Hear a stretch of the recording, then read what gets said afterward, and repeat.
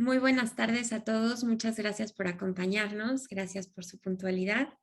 Muchas gracias, doctora Berenice Alcántara, por estar con nosotros. Muchas gracias, doctor Antonio Rubial. Es un gusto que nos acompañen en la sesión de hoy.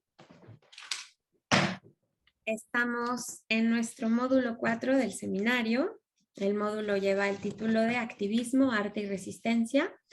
Y el día de hoy en la mesa tendremos, como acabo de presentar, al doctor Antonio Rubial García y a la doctora Berenice Alcántara, quienes nos presentarán sincretismo o nepantlismo. Rápidamente voy a presentar a la doctora Berenice. Ella es historiadora y doctora en estudios mesoamericanos y traductora de textos literarios por la UNAM. Es investigadora del Instituto de Investigaciones Históricas y docente en la Facultad de Filosofía y Letras de la UNAM. Se ha especializado en el estudio de la lengua y cultura náhuatl del siglo XVI y, en particular, en el estudio de los procesos de interacción cultural que desencadenó la evangelización en el centro de México. Debido a estos intereses, se ha abocado a la traducción de textos cristianos en lengua náhuatl y al análisis de obras de arte indocristiano, ámbitos de enfrentamiento y compenetración de elementos cristianos y mesoamericanos. Temas sobre los que tiene varias publicaciones. Actualmente desarrolla el proyecto Cantares Cristianos, reacomodos y transformaciones de una tradición ritual náhua en el siglo XVI. Y coordina el proyecto colectivo Sermones en Mexicano, catalogación, estudio y traducción de sermones en lengua náhuatl del siglo XVI de la Biblioteca Nacional de México. Muchas gracias, doctora Berenice. Gracias a ustedes. Y brevemente presento, ambos tienen un currículum muy vasto, pero bueno, este es algo breve. El doctor Antonio Rubial García tiene un doctorado por la Universidad de Sevilla en España y otro por la UNAM.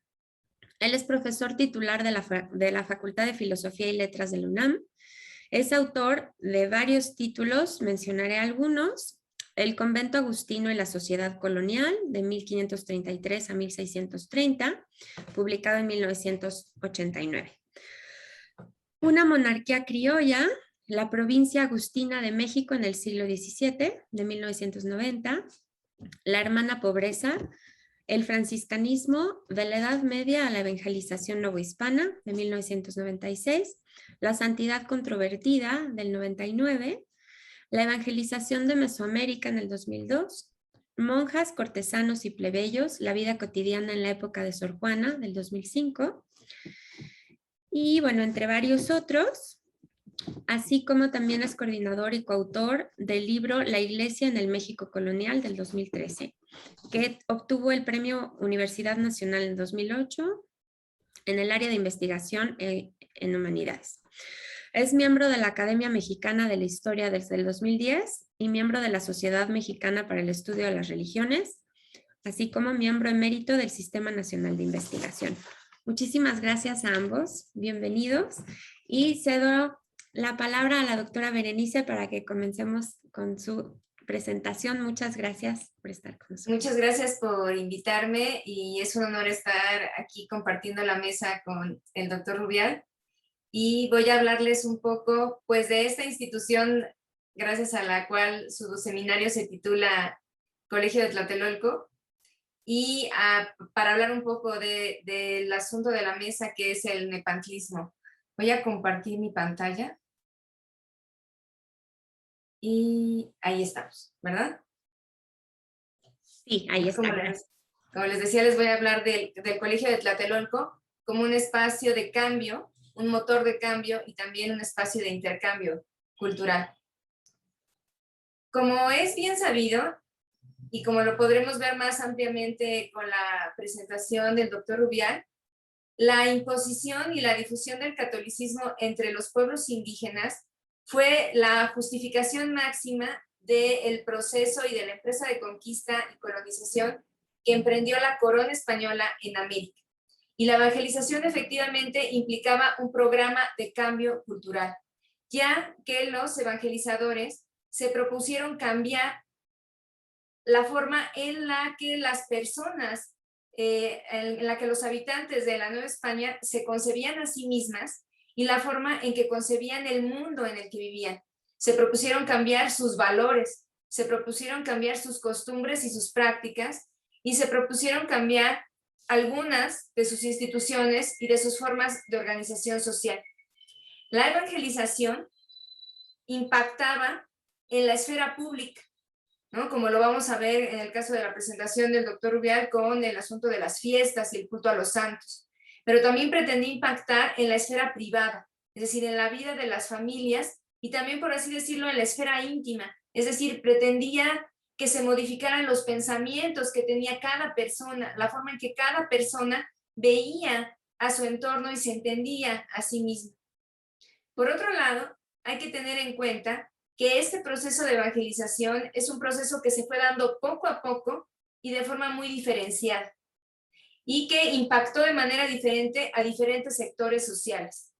Tampoco fue igual en los grandes centros urbanos mesoamericanos, donde se fundaron los principales conventos, que en los pueblos y en los caseríos distantes, donde había muy poca presencia de religiosos.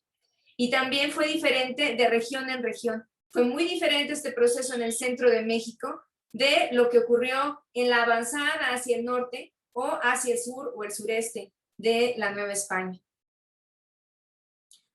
Dentro de este proyecto fueron muy importantes, particularmente en el caso de la evangelización llevada a cabo por franciscanos, la fundación de escuelas, que fueron el pilar de su proyecto de evangelización. Y este proyecto fue un proyecto que fue diversificado, es decir, que implicó la fundación de distintos tipos de escuelas que estaban dirigidas a distintos sectores sociales. Los franciscanos fundaron escuelas de doctrina donde se enseñaba el catecismo a la mayor parte de la población, y estas estuvieron en cada una de las cabeceras, es decir, en cada convento, en cada pueblo, ciudad donde se establecieron los frailes. También fundaron escuelas de artes mecánicas, de la cual la más famosa fue la Escuela de San José de Belén de los Naturales, fundada por Pedro de Gante, que estuvo vinculada al Convento Grande de San Francisco en la Ciudad de México, y donde se enseñaba a los artistas y a los artesanos en técnicas y modelos occidentales. Y también la impartición de altos estudios a los jóvenes hijos de las noblezas indígenas del centro de México. Este proyecto educativo pretendía formar cuerpos de laicos que fueran intermediarios y que fueran colaboradores de los frailes. Es decir, estaba centrado a formar colaboradores de los frailes que se volvieran promotores del catolicismo en sus propias comunidades, y en algunos casos que también se volvieran informantes y delatores de sus mayores, ¿no? Como fue muy sonado en la primera época de la evangelización, donde estos jóvenes se encargaban de vigilar las prácticas que llevaban a cabo en sus casas, en sus familias, en sus pueblos, y iban a llevar esta información a los propios frailes. Entonces, esta educación estaba centrada en formar a estos jóvenes para tener catequistas, sacristanes, fiscales de iglesia, cantores, músicos, artistas, intérpretes y traductores, y también altos intelectuales que pudieran colaborar con los frailes en diferentes terrenos. La educación de los jóvenes de las élites indígenas comenzó, como todo, con la llegada de Pedro de Gante en 1523, y Gante se instaló en Texcoco, en las casas de los gobernantes que se habían aliado a Cortés y que habían participado activamente, sobre todo ya en el sitio de Tenochtitlan, y allí Pedro de Gante bautizó a los nobles, y bautizó a los jóvenes nobles, y comenzó a educar a estos jóvenes en el cristianismo. Y esto es algo que ya se había dado en Europa, y en particular se estaba repitiendo un modelo que se había dado con la conversión de los moros luego de la toma de Granada, en una fecha muy cercana al llamado descubrimiento de América. Allí en Texcoco, Pedro de Gante inició con estos jóvenes un proceso de intercambio cultural que tenía dos vías, ¿no? que iba en dos caminos. Es decir, por un lado, Gante comenzó a aprender de estos jovencitos la lengua náhuatl y comenzó a aprender y a enterarse de algunas de las costumbres indígenas. Y por el otro lado, estos jóvenes indígenas comenzaron a aprender de Pedro de Gante el catecismo, la doctrina cristiana, y algunos otros principios sobre esta nueva religión que se intentaba exponer, que se intentaba imponer. Como en todos estos procesos de conversión, siempre existe la disidencia, ¿no? Es decir, hubieron disidentes, y cuando hubieron disidentes y esta disidencia fue abierta, pues fueron perseguidos por los frailes y por las propias autoridades españolas. El Colegio de Tlatelolco se fundó en Contigua, donde ahora está el Centro Cultural Tlatelolco, en 1536, para dar altos estudios a los jóvenes de las noblezas indígenas del centro de México y particularmente de la zona de la cuenca del lago. El colegio se fundó por una iniciativa franciscana que fue apoyada tanto por las autoridades de la Segunda Audiencia como por el primer virrey Antonio de Mendoza y también por el arzobispo Juan de Zumárraga. Y allí concentraron los franciscanos a los jóvenes que pertenecían a distintos pueblos y a los cuales ya habían enseñado a enseñar los franciscanos latín, ¿no? Con la intención, como ya lo decía, de brindarles altos estudios. El colegio pasó por varias etapas en el siglo XVI. Una etapa de fundación donde todas las cátedras y la rectoría del colegio recaen en los franciscanos, donde hay una gran cantidad de jóvenes que asisten a lecciones en esta época, pero que le toca vivir precisamente esta gran epidemia de 1545, que como lo cuentan los propios franciscanos, mermó a la población del centro de México y mermó a la población del colegio, es decir, la gran mayoría de los colegiales de aquella época fallecieron en esta epidemia. Después hay una segunda época, que es una época de autonomía indígena, donde los franciscanos se repliegan y dejan en los egresados, es decir, en los estudiantes más notables del colegio, la rectoría y la impartición de las cátedras, ¿no? Se sabe que fueron rectores del colegio hombres como Pablo Nazario, Martín Jacobita y Antonio Valeriano. Antonio Valeriano y Nazario también fueron maestros de latín, y hubo otros catedráticos indígenas como Gregorio de Medina, Bernardino Jerónimo, José de Castañeda, Alonso Bejerano. En esta época les disminuye el apoyo económico y tienen los franciscanos que volver a entrar y retomar el control de este colegio, ¿no? Esta época, tanto la época de autonomía indígena como la segunda época de restablecimiento de los franciscanos, es una época que nos legó una gran cantidad de obras, es decir, que se hacen muchas obras en el Colegio de Tlatelolco que han llegado hasta nuestros días, pero también tuvo que sufrir otra gran epidemia que tuvo lugar entre 1575 y 1576, donde verdaderamente hubo una debacle demográfica en el centro de México, y esto acabó afectando al colegio y particularmente acabó afectando todo el entorno en el que se movían estos hombres que salieron del colegio. Después, más o menos a partir de la primera década del siglo XVII, donde, y particularmente con la muerte de Fray Juan Bautista, que fue el último franciscano que encabezó un gran proyecto editorial en el Colegio de Tlatelolco, el colegio va a ir entrando en declive hasta que se convirtió en una escuela de doctrina más, como otras escuelas que tuvieron los franciscanos en distintos lugares. Los colegiales eran niños, eran jovencitos, ¿no? Alrededor de entre 10, 14 años, que vivían en un régimen de semi-internado y que participaban de los oficios de los franciscanos que tenían lugar en el convento, ¿no? Entonces iban del convento al colegio, más o menos. El colegio no estaba dentro del convento, sino que estaba contiguo o enfrente. No nos queda muy claro dónde estaba exactamente. Lo único que queda del colegio, bueno, de este conjunto del siglo XVI, verdaderamente es la caja de agua, que invito a todos los que la puedan visitar en cuanto esté abierta. Es un lugar maravilloso. Entonces ellos iban y venían de sus lecciones a los oficios que tenían lugar en la iglesia. Fueron maestros del colegio notables franciscanos como Arnaldo Basacho, Bernardino de Sagún, Juan Fochet, Francisco de Bustamante, Juan de Gaona y Juan Bautista. Y en el colegio se enseñaba a los jóvenes de la nobleza indígena lo que se llamaba en la época las artes liberales, ¿no? Las artes liberales, que hoy es un poco, estaban constituidas por el trivium o conjunto de tres ciencias que eran la gramática latina, la retórica y la dialéctica, que es lo que hoy nosotros llamaríamos la lógica. Y también por el quadrivium, o el conjunto de las cuatro ciencias, que eran la geometría, la aritmética, la música y la astronomía. Se sabe que por temporadas se enseñaron estas artes del quadrivium, que a veces se les enseñó música. Juan de Gaona dice que les enseñó filosofía. Sagún habla de que en época se les enseñó algo de teología, pero lo que siempre fue constante fue la impartición de las tres artes del trivium, ¿no? La gramática, la retórica y la dialéctica. Además de la enseñanza formal de estas disciplinas, los alumnos del Colegio de Tlatelolco tuvieron acceso a distintos saberes occidentales a través de los muchos libros que llegó a poseer la biblioteca del colegio. Es decir, a partir de haber aprendido el latín, ellos pudieron leer estos libros y tener acceso a buena parte de la cultura occidental de la época.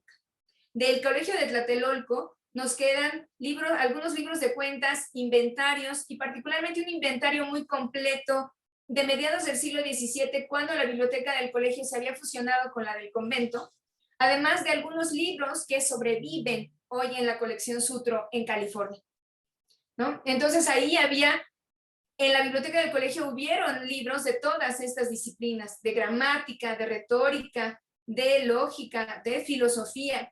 Hubieron obras de otras ciencias como compendios naturales, tratados de medicina. Estuvieron ahí las obras de los grandes filósofos y los padres de la iglesia, San Agustín, San Jerónimo, San Cipriano, San Buenaventura. Las obras de los santos padres, una gran cantidad de comentarios sobre las escrituras. Y también estuvieron allí las obras de los humanistas del Renacimiento, ¿no? Pasaron por allí obras de Erasmo, Luis Vives, Mantuano, Gabriel Biel, Duns Scoto, Dionisio Cartujano, que entonces de alguna manera la biblioteca del colegio era una biblioteca que estaba actualizada a la época en la que se desarrolló. ¿Para qué se les daba a los nobles indígenas esta educación en el colegio de Tlatelolco? Se les educaba para que pudieran volverse mediadores culturales, es decir, para que pudieran desempeñarse al frente de sus comunidades y que fueran motor de cambio cultural en ellas, es decir, para que desempeñaran cargos públicos y para que estuvieran mediando constantemente entre sus comunidades y las autoridades y los funcionarios españoles, ¿no?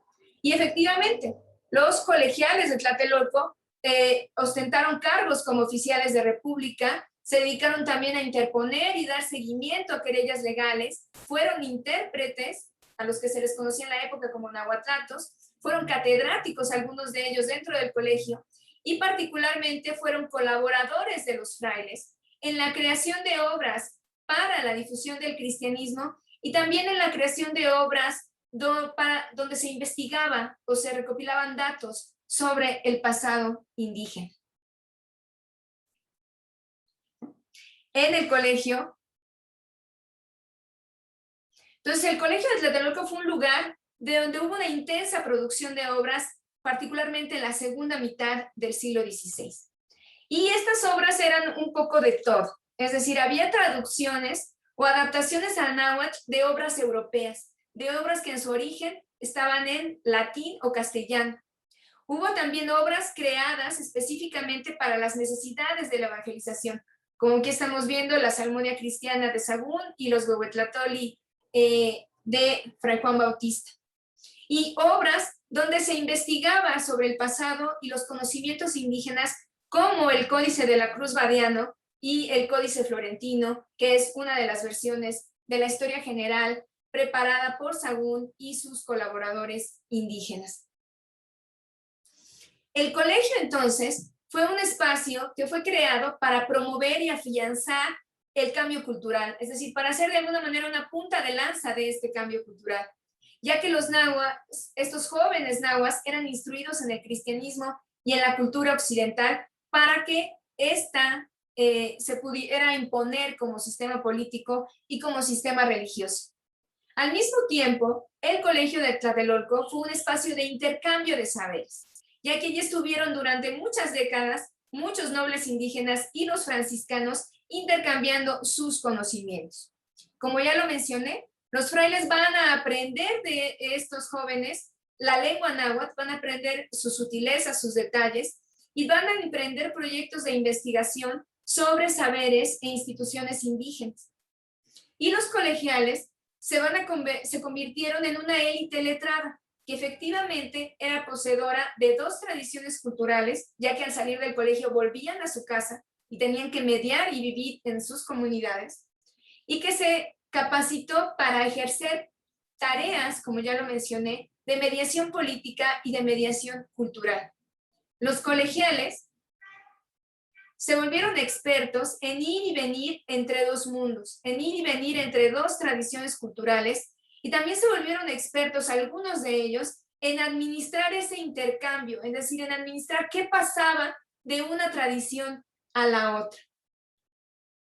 Fueron los nahuas que más conocieron la tradición occidental, pero también fueron los nahuas que más reflexionaron y utilizaron conscientemente los legados de su propia tradición materna. En el colegio se realizaron, como ya lo he mencionado, traducciones de obras que en dos vías, ¿no? Es decir, por un lado, se tradujeron obras europeas, obras de la tradición occidental, a la lengua náhuatl para que éstas fueran difundidas con propósitos, en la mayor caso, de evangelización, ¿no? En ese sentido, los colegiales, al colaborar en la creación de estas obras, fueron difusores de un discurso colonial o de colonización. Es decir, ellos se encargaron de traducir partes de la tradición occidental de formas que pudieran ser comprendidas y asimiladas por ciertos sectores de las sociedades indígenas. Y al hacerlo, hicieron posible que el catolicismo se implantara y que el sistema legal castellano fuera eficaz. Es decir, fueron vitales estas obras y sus tareas como mediadores fueron indispensables para la viabilidad del sistema colonial. Por otro lado, los colegiales también tradujeron partes de la tradición indígena utilizando modelos y utilizando categorías de la tradición occidental, ¿no? Es decir, ellos vertieron a nuevos códigos y usando herramientas y modelos occidentales parte de sus conocimientos, traducciones e instituciones, de forma que estos pudieran ser más o menos entendidos por los dominadores españoles. En algunos casos lo hicieron para mostrar la legitimidad de su propia tradición o la legitimidad de algunas de sus instituciones y luchar por la permanencia de algunas de ellas. Cabe señalar que buena parte de lo que hoy podemos saber del pasado prehispánico, por ejemplo, es gracias a las interpretaciones, relecturas y traducciones que hicieron estos nobles indígenas en el siglo XVI y en el siglo XVII. Como ya lo mencioné, en el Colegio de Tlatelolco se crearon diferentes obras y voy a poner dos ejemplos para ir entrando en materia e irnos acercando a esta discusión sobre los conceptos de sincretismo, nepantlismo y otros más que hay por ahí, ¿no? Como ya lo mencioné, los colegiales se volvieron expertos en combinar dos tradiciones culturales, en combinar las tradiciones culturales que tenían a su alcance y en construir argumentos que se sustentaran en ambas tradiciones. Y por ello, estas obras han sido consideradas híbridas, mestizas, todas las categorías, y estas obras son susceptibles o eran susceptibles de generar diversas lecturas en función de los receptores, es decir, en función de si eran leídas por o llegaban a un auditorio indígena o se quedaban en un entorno europeo. Una de las grandes obras que se hicieron en el Colegio de Tlatelolco es esta obra que es el Códice de la Cruz Badiana. Se hizo en 1552 durante el periodo de autonomía indígena a petición de Francisco de Mendoza, hijo del virrey, quien le pidió a los franciscanos que compilaran los conocimientos médicos indígenas, pues estos habían sido de utilidad durante esta epidemia de 1545, y que los compilaran en un documento que él pretendía llevar al rey, y que sí lo llevó, para mostrar el conocimiento de los naturales en materia médica. El Códice de la Cruz Badiano recupera los conocimientos médicos de un hombre que se llamó Martín de la Cruz, que era un médico náhuatl que colaboraba en el colegio, y sus conocimientos médicos fueron traducidos al latín por Juan Badiano, que era uno de los latinistas egresados del Colegio de Tlatelolco. Participaron también en esta obra calígrafos que se encargaron de diseñar la caja y transcribir esta obra, y también tlacuilos que diseñaron las imágenes de las plantas. En primer lugar, entonces el Códice de la Cruz Badiano nos puede servir de ejemplo de qué era lo que hacían los colegiales y de cómo estaban combinando de alguna manera dos tradiciones culturales. En primer lugar, para hacer el Códice de la Cruz Badiano van a escoger el latín, van a escoger que esté escrito en latín, porque el latín era la lengua del conocimiento en Occidente en aquella época. Entonces, al escribir esta obra en latín, lo que están haciendo de alguna manera es poner el conocimiento médico indígena a la altura o el conocimiento médico europeo. Igualmente, van a elegir el formato de códice europeo, de libro manuscrito, para llevar a cabo este documento, y van a retomar modelos formales de los herbarios europeos, del Dioscórides, de Galeno, de Plinio y de las distintas ediciones que había, algunas de las cuales estaban en el colegio. Van a retomar modelos de cómo se debe hacer esta representación botánica de las plantas. Y al mismo tiempo, por otro lado, la traducción al latín que hace Juan Badiano implica complejas estrategias de traducción, ya que conlleva pasar categorías náhuatl para pensar qué es el cuerpo, qué es la salud, qué es la enfermedad, cómo se construyen los remedios médicos, pasarlo a categorías y a terminología occidental, ¿no? A pasarlo a estas palabras en latín. Entonces hay todo un proceso de traducción cultural de estos remedios médicos dentro de esa traducción. Por otro lado, los tlacuilos que participaron también van a combinar esos modelos que están retomando de los herbarios europeos con una serie de elementos de la tradición de pintura y escritura náhuatl, que es conocida como tlacuiloli, ¿no? Tanto en las técnicas como en la manera de representar ciertos elementos, en la manera de insertar glifos dentro de la representación de estas plantas, etc. Entonces nosotros podemos ver cómo se están utilizando de alguna manera una serie de modelos y de categorías del pensamiento occidental para transmitir y dejar huella, por lo menos, de conocimientos indígenas, ¿no? Entonces esta es una vía a través de la cual se van a combinar estos conocimientos. El otro ejemplo que les voy a poner es el de la Salmodia Cristiana de Sahagún. Les voy a leer el título porque en el título está dicho todas sus complejidades. Salmodia Cristiana y Sermonario de los Santos del Año en lengua mexicana, compuesta por el muy reverendo padre Fray Bernardino de Sahagún de la Orden de San Francisco, ordenada en cantar esos salmos para que canten los indios en los areitos que hacen en las iglesias. Es decir, la Salmodia es un libro de cantos en náhuatl dedicados a Cristo, a la Virgen María y a los santos, para ser representados en las fiestas de los santos, pero adaptados a una práctica indígena a la cual los frailes se refieren como areitos, y que podríamos llamar canto, baile, danza indígena, ¿no? Es decir, para adaptarlos a esta tradición. Su composición inicia en Tepepulco en 1561 y se termina en el Colegio de Tlatelolco en 1564, y se sabe, por palabras del propio Sahagún, que se dio a circular siendo manuscrito entre los practicantes de esta tradición ritual. Finalmente, muchos años después, en 1583, va a llegar a la imprenta y va a ser la única obra de todo el proyecto de Sahagún que va a ser beneficiada por la imprenta. La salmodia se compone a partir de la integración de diversas fuentes para hacer estos cantos. Se utilizaron en primer lugar textos litúrgicos que se dividen en palabras, que son los pasajes de las escrituras, y los cantos, que son toda una serie de textos inspirados, bueno, algunos también de la escritura, como los salmos, y otros textos inspirados en ellas, como los himnos, antífonas y responsorios, y que estaban compilados en breviarios y misales, en leccionarios y evangeliarios, y en himnarios y en antifonarios. Asimismo, se utilizaron compendios de vidas de santos.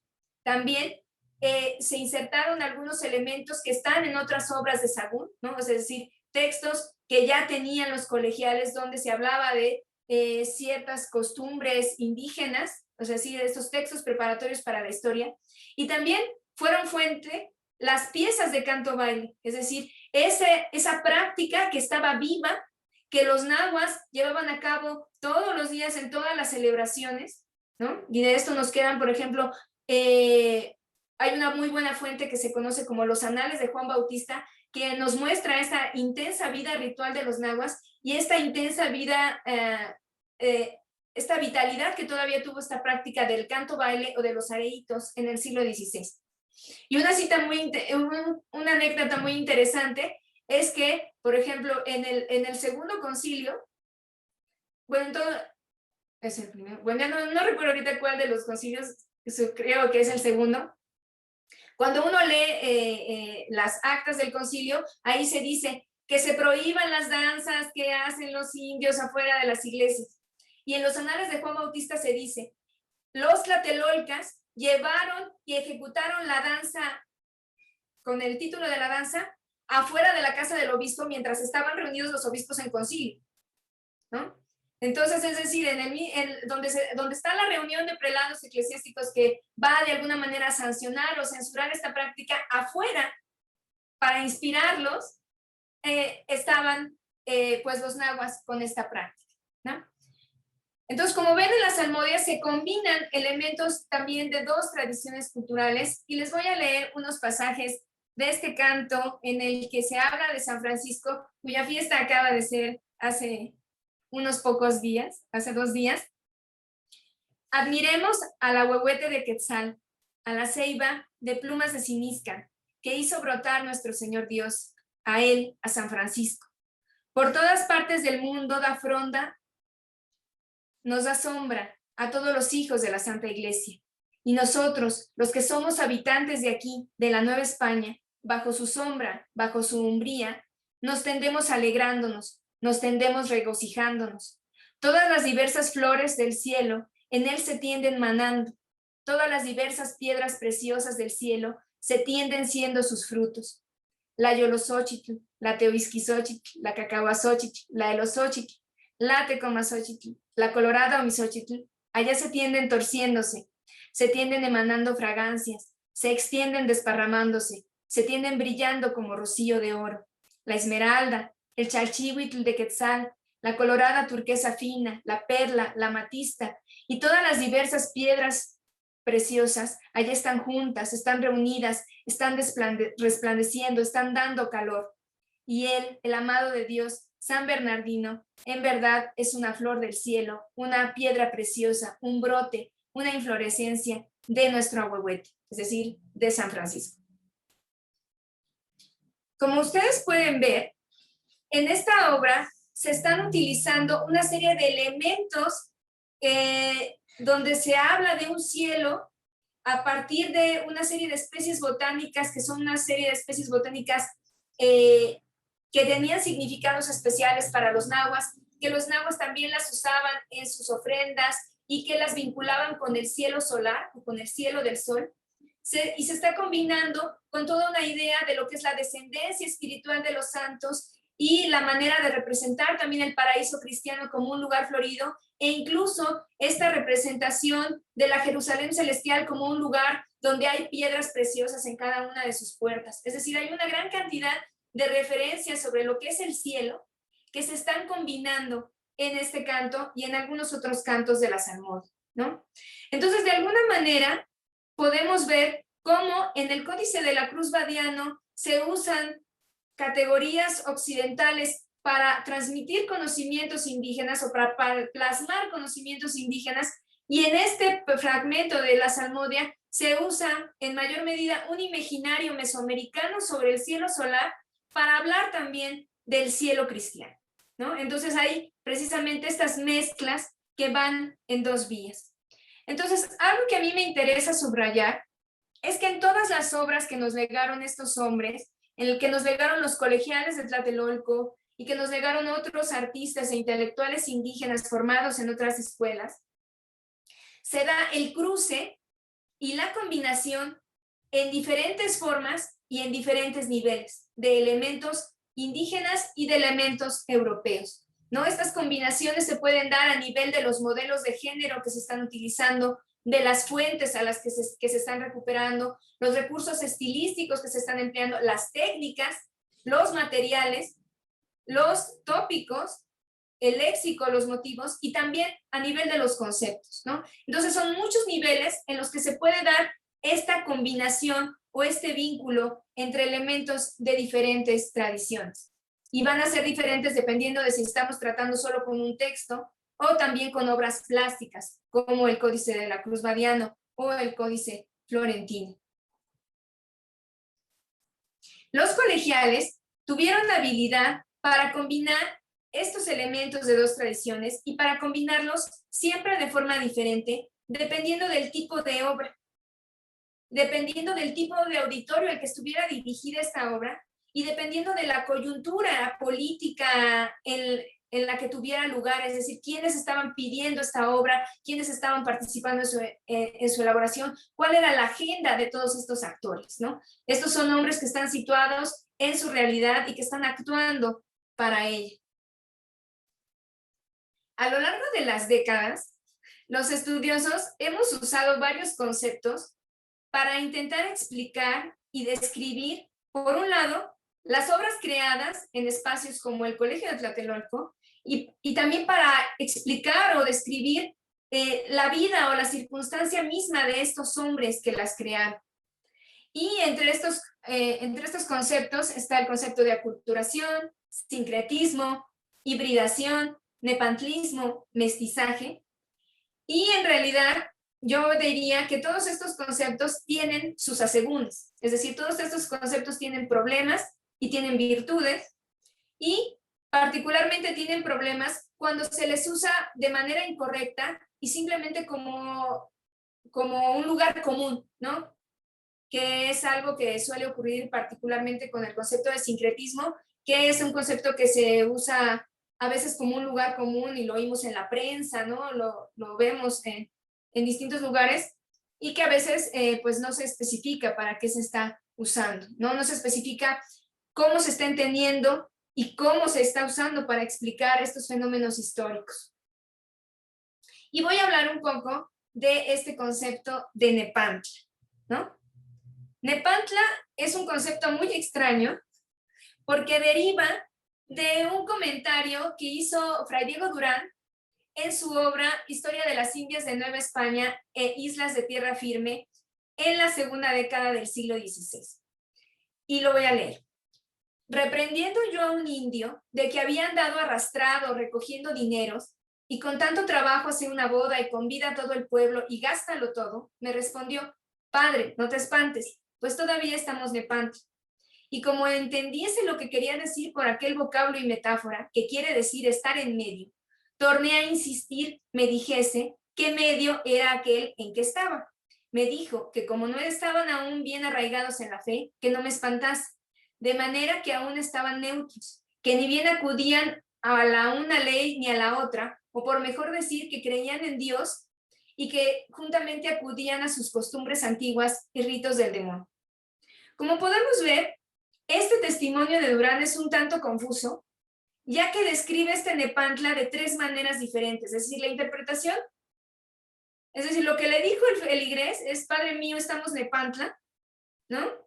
Y Durán aquí nos ofrece ya tres interpretaciones, es decir, estar neutros, que es estar en la indefinición, que es no acudir ni a una ley ni a la otra, o acudir a las dos leyes al mismo tiempo, es decir, acudir a las dos tradiciones al mismo tiempo. Son cosas diferentes, ¿no?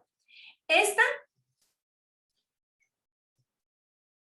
¿no? Entonces son cosas diferentes, no creer en ninguna cosa, creer en dos cosas al mismo tiempo, o acudir a veces a una práctica y a veces a otra. Son procesos diferentes. Este concepto de Nepantla se vino a complicar a partir de una definición que también dio de él Miguel León Portilla en su libro Culturas en Peligro de 1976. Y lo definió de esta forma: una especie de teoría del nepantlismo cultural, quedarse en medio, ofuscado lo antiguo y no asimilado lo nuevo. Fue en última instancia la respuesta dada por el indio. El problema que tiene esta definición, mucho más que el comentario confuso de Fray Diego Durán, es que se asume que hay una incapacidad por parte de estos neófitos indígenas para estar de un lado y del otro.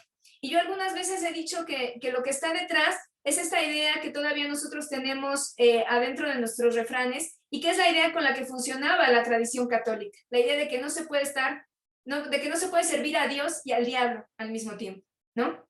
Es decir, la religión católica es una religión que reclama exclusividad y para la cual estas diversidades de prácticas, o acudir también o continuar con prácticas de otra tradición, es a veces inadmisible, o por lo menos para las altas esferas eclesiásticas inadmisible, ¿no? Cuando las religiones indígenas funcionaban de otra manera, por la acumulación, por incorporación con otras prácticas, por intercambio con otros pueblos. En últimas fechas, ha habido nuevas definiciones de Nepantla, ¿no? Y podríamos pensar que estas nuevas definiciones del Nepantla tampoco tienen mucho que ver con lo que dijo Fray Diego Durán, que es de donde salió el concepto. Estas nuevas definiciones, en particular, se fundan en los estudios postcoloniales y todo el desarrollo de toda una literatura sobre lo que es estar in between o entre mundos, y también por la experiencia y las obras de pensadores, artistas y activistas chicanos en Estados Unidos, ¿no? Que se han apropiado del Nepantla y que lo han hecho pues toda una bandera de un discurso que aboga a favor de esta doble pertenencia cultural, ¿no?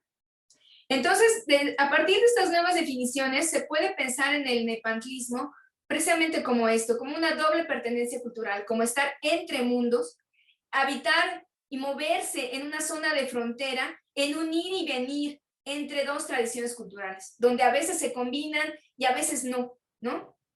Donde a veces se apela a los legados de una y a veces se apela a los legados de otra. Desde esta perspectiva, estar Nepantla no es un defecto, es decir, no es una carencia, que es algo que está presente tanto en los comentarios de Diego Durán como en la definición que dio el doctor León Portilla, ¿no? Para ellos, estar Nepantla es un defecto, es no haber llegado a ser verdaderamente cristiano, ¿no? Mientras que desde estas nuevas perspectivas no es una carencia, sino una postura activa. Y en algunos momentos a mí me ha gustado esta categoría precisamente para hablar de cómo vivían y de algo que se puede apreciar en las obras precisamente de estos colegiales de Tlatelolco, que efectivamente fueron personas que tuvieron una doble pertenencia cultural, que tenían un pie en la tradición occidental y un pie en su cultura materna, que eran capaces de moverse entre esas dos tradiciones, que eran capaces de acudir a una o a otra en función de lo que fuera necesario en el momento que lo necesitaban, que tuvieron capacidad para negociar y para combinar elementos de esas tradiciones cuando los necesitaban combinar, ¿no? Y para combinarlos de diversas formas. Y que por lo tanto tenían una actitud activa, había experimentación constante, y algo muy particular es que construyeron soluciones novedosas ante los dilemas de la colonización. Es decir, tener que vivir como mediador cultural, tener que servir a las autoridades españolas y al mismo tiempo cumplir con las necesidades de las comunidades a las cuales gobernaban o administraban, era una situación difícil para estos hombres, y ellos tuvieron que generar soluciones negociando entre estos dos mundos a cada momento. Entonces, esto es lo que les quería compartir el día de hoy. Y lo que intenté mostrar es, por un lado, lo importante que fue el Colegio de Tlatelolco para la formación de mediadores culturales que efectivamente estuvieron entre dos mundos, y por otro lado, un poco sobre este concepto de Nepal, ¿no? Sobre cómo nació y sobre cómo puede ser visto y utilizado hoy día de distintas maneras, si bien su origen, sigo subrayando, es muy opaco. Lo más importante, en mi opinión, es seguir acercándonos a las obras que nos legaron estos hombres del siglo XVI y comenzar a estudiarlas en sus diferentes matices, en sus diferentes niveles, para poder entender su complejidad. Muchas gracias. Muchísimas gracias, doctora. Padrísimo. Muy bien, pues cedemos la palabra ahora al doctor Antonio Rubial. Muchas gracias.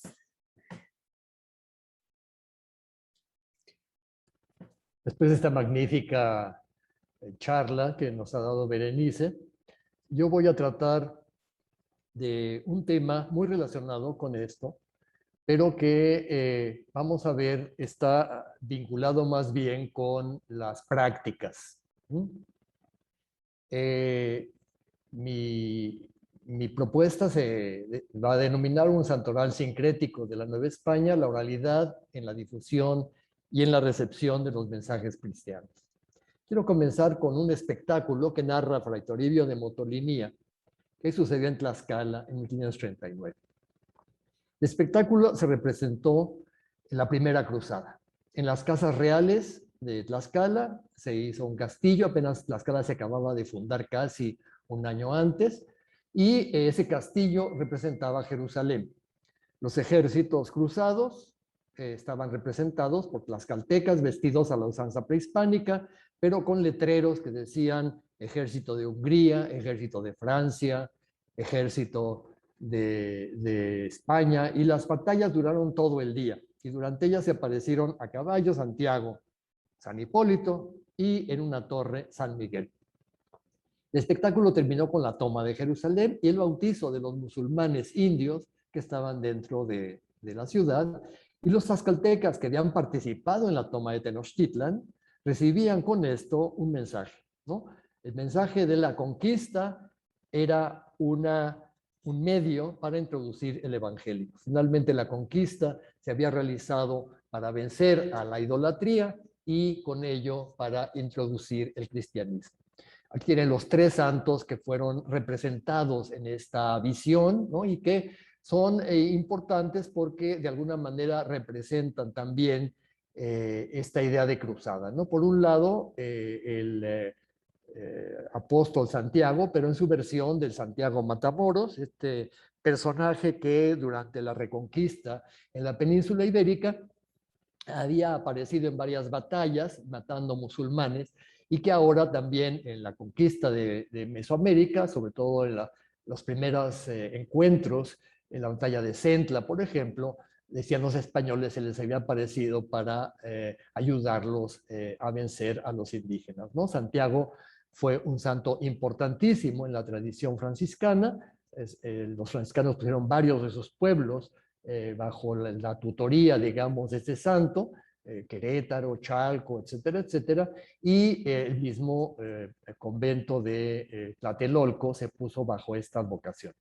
Santiago había sido una ermita fundada por los españoles, muy recientemente tomada la Ciudad de México, Tenochtitlan, y en honor de este santo, digamos, que había participado en la conquista, se hizo esta ermita alrededor de 1522 o 1523. Torquemada narra cómo se encontró en el Teocalli de Tlatelolco un tesoro con el cual se construyó la ermita.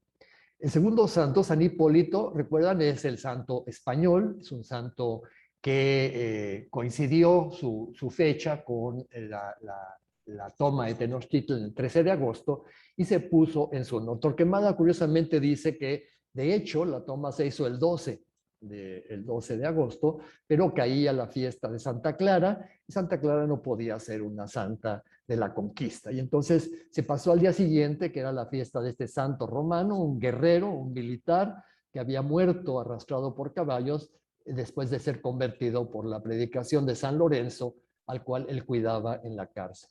Este santo nada más generó, digamos, un culto alrededor del santuario que se hizo en su nombre allí en la Ciudad de México, pero no tuvo gran éxito entre los indígenas. En cambio, el tercero, el arcángel San Miguel, fue muy importante por su simbología, ¿no? Es un ángel con alas que está venciendo a unas fuerzas demoníacas, muchas veces representadas o bien con animales, con la forma animaluna, o bien con figuras antropomórficas. Y San Miguel fue uno de los santos vencedores de la idolatría, ¿no? En ese sentido, es un santo prototípico de estas representaciones, y también un santo muy venerado por los franciscanos.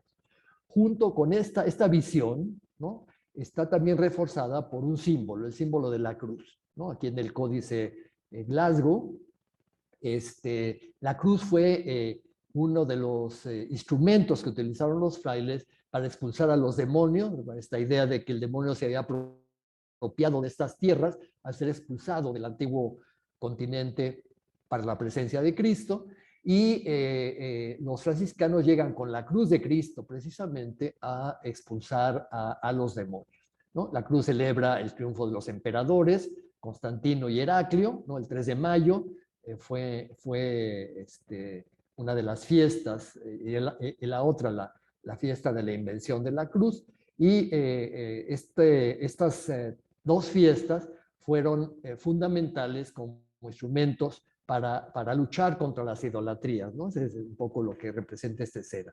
Hay varios exvotos de la conquista en la Ciudad de México que son cruces que los frailes utilizan para ahuyentar al demonio, ¿no? En Iztapalapa, en el santuario de la diosa Tosi, por ejemplo, en camino de Iztapalapa, hay una cruz que aparece en el plano de Uppsala. Vamos a ver varias cruces. La enorme cruz que se colocó en el atrio del convento de San Francisco, que también nos muestra el plano de Uppsala, que es el convento de San Francisco. Esta cruz había sido traída desde Xochimilco, ¿no? Y se veía desde todos lados. Incluso se decía que no era muy conveniente que esas cruces se pusieran porque caían sobre ellas rayos, y esto pues no hablaba muy bien del cristianismo y podía ser mal interpretado por los indígenas, ¿no? Que tienen la iglesia de San Hipólito, la iglesia de la Vera Cruz, que fundó Cortés en honor de la Vera Cruz, el día que llegó a las playas de Chachicuayecan de Veracruz. En fin, la cruz fue un elemento fundamental también de la imposición de la tradición cristiana. Y aquí tienen Chapultepec, que recuerdan, en el cerro de Chapultepec, los franciscanos mandaron construir un templo dedicado a San Miguel. Recuerdan, Chapultepec era un importante santuario de culto indígena, ¿no? A los dioses del agua, era la fuente de agua que abastecía a la ciudad. Aquí tienen el glifo de Chapultepec, el cerro del Chapulín, en la tira de la peregrinación, y en el plano de Uppsala aparece ya la ermita, ¿no? Con una gran escalinata que subía hasta la ermita, que se convirtió en un centro importante de culto indígena en este momento, ¿no? A mediados del siglo XVI. Este espectáculo que narró Motolinia nos sirve muy bien para mostrarnos estos procesos que los frailes están llevando a cabo en la evangelización.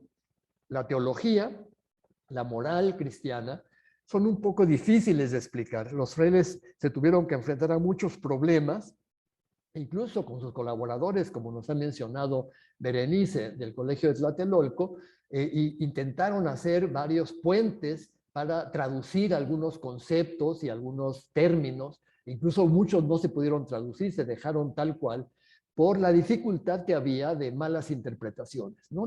El tema teológico e incluso el tema moral fue muy dificultoso para los frailes, y sobre todo para esos catecismos que se elaboraban en lugares como Tlatelolco, donde se intentaba adaptar, digamos, las enseñanzas cristianas en una lengua que no era una lengua que tenía palabras para este tipo de tradiciones, este tipo de conceptos teológicos.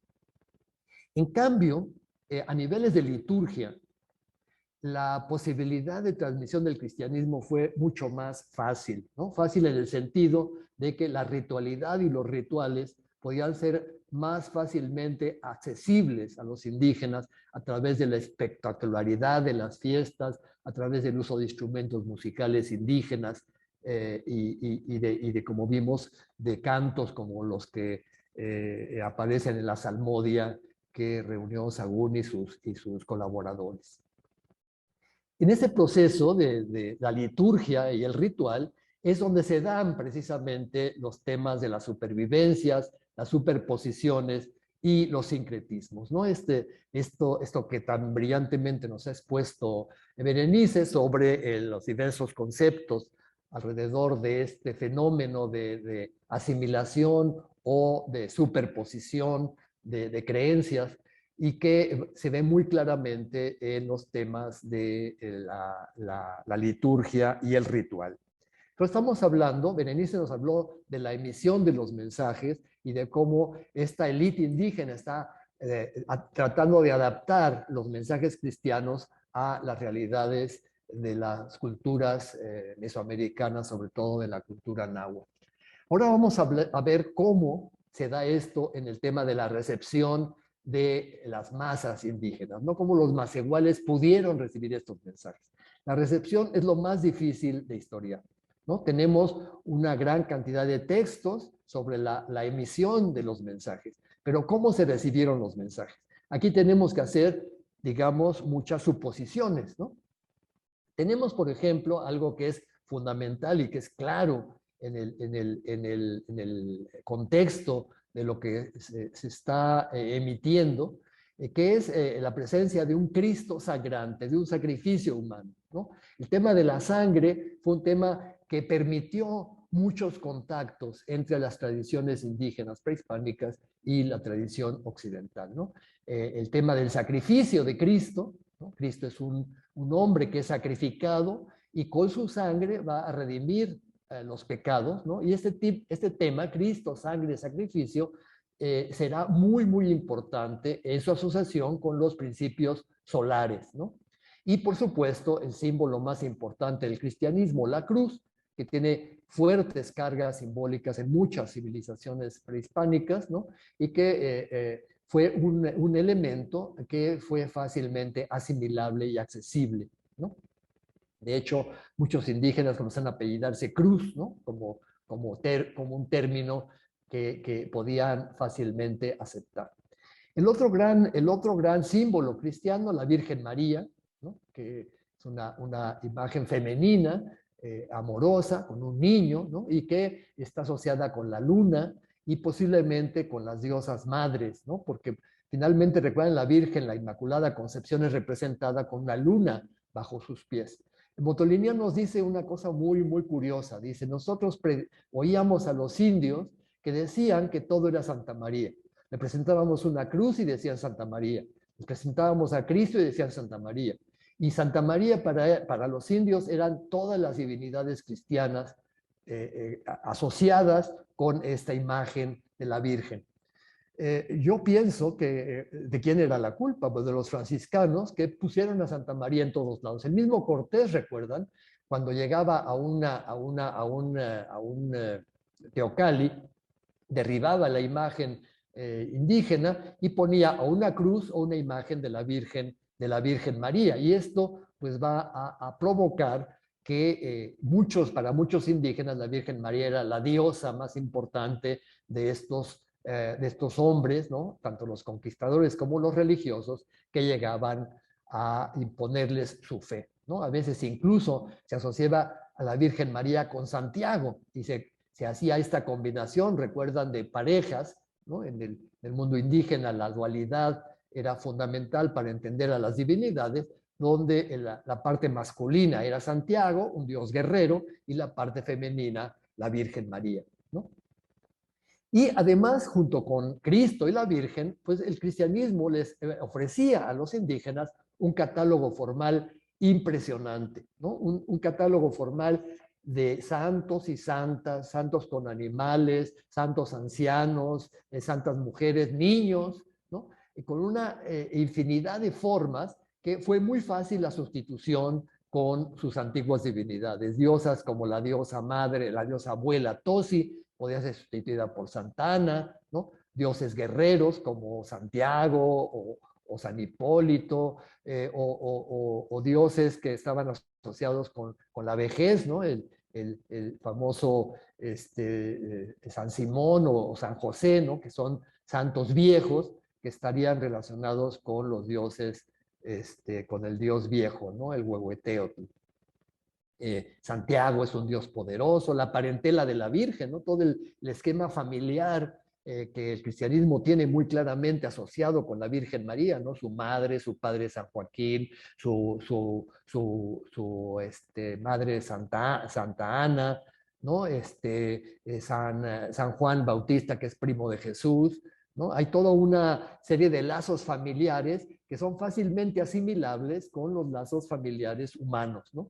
Y después toda la caterva de mártires, ¿no? Que el cristianismo ofrece y que están llenos de sangre y llenos de sacrificios humanos que son fácilmente asimilables también a toda la cantidad de dioses que tenían los indígenas antes de la llegada de los españoles, ¿no?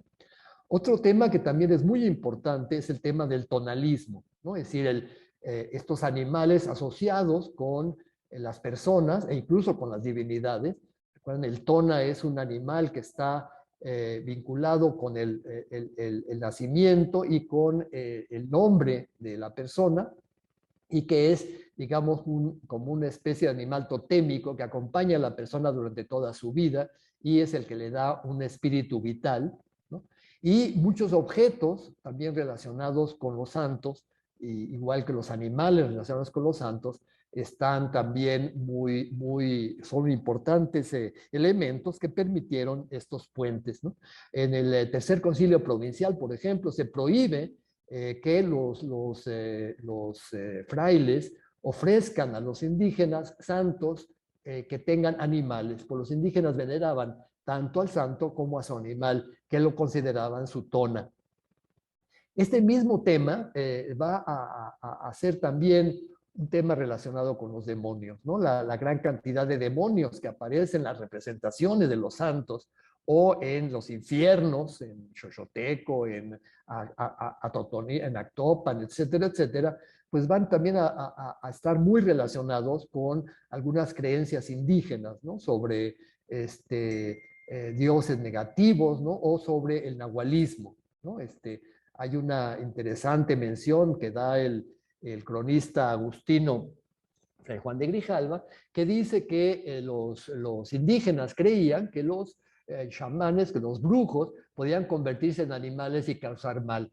Pero al mismo tiempo está, digamos, aseverando que esto y es posible, ¿no? Y es posible porque San Agustín habla de los hombres que se convierten en lobos, ¿no? Los licántropos, y por artes demoníacas, esto es posible. Si es posible, y lo dice San Agustín, por lo tanto, es posible que estos brujos indígenas puedan tomar cuerpos animales por artes demoníacas para hacer el mal, ¿no?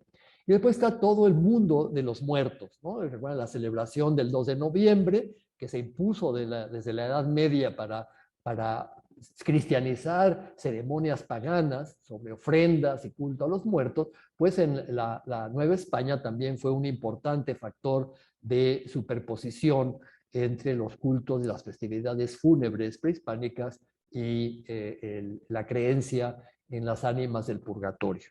Vamos a ver algunas imágenes, ¿no? Este es un disco que se encuentra en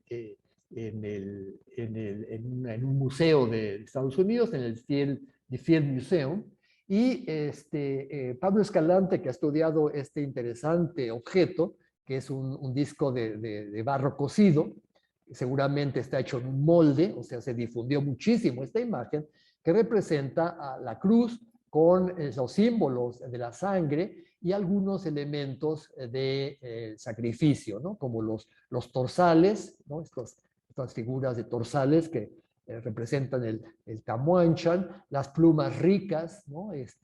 Los medios caracoles, y todos son elementos que están asociados con el sacrificio, con los sacrificios rituales prehispánicos y en este caso con el sacrificio de Cristo, ¿no? Tienen aquí dos ejemplos de la Virgen María. Esta Virgen está en el Museo de la Basílica de Guadalupe. Hasta hace poco estaba expuesto, ahora la ocultaron, porque pues, es una clara asociación indígena con una divinidad, con una luna bajo sus pies y que podría perfectamente considerarse también como un ídolo, ¿no?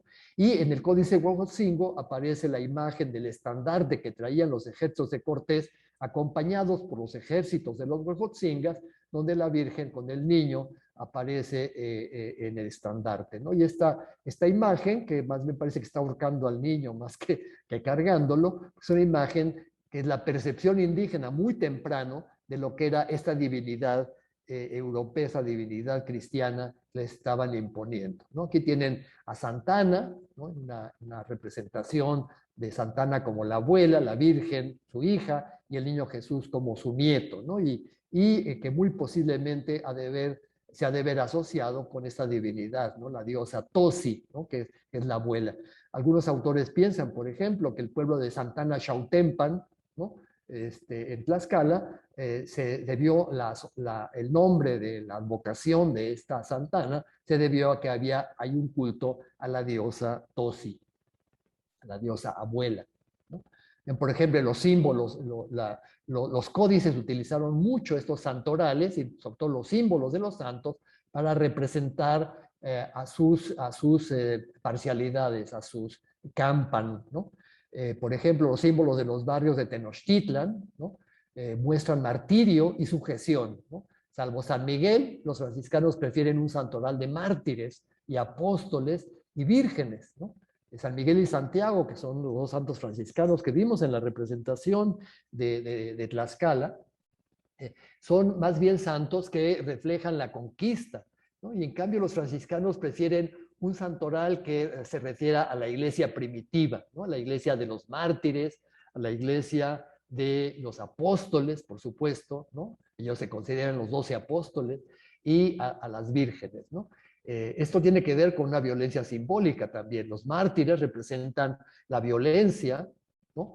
Aunque son víctimas, representan la violencia, ¿no? Aquí en el Códice de García Granados vemos, por ejemplo, a San Juan Bautista, a San Juan Evangelista, que es la advocación bajo la cual se pone el barrio de Moyotlán, con un cáliz que representa el cáliz con el que se pretendió envenenar a San Juan en la historia que está en los Hechos de los Apóstoles, pero que se libró de él gracias a que bendijo el cáliz antes de tomar el veneno, ¿no?